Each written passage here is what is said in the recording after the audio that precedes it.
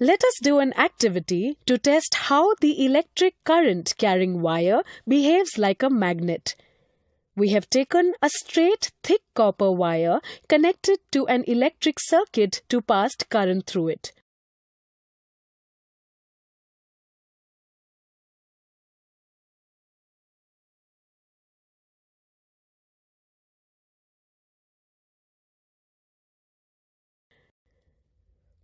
A compass is placed near the thick copper wire.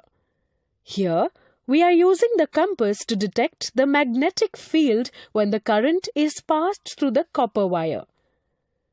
Note the orientation of the compass needle. Close the circuit by inserting the plug key. Compass needle deflects as the current starts to flow through the copper wire.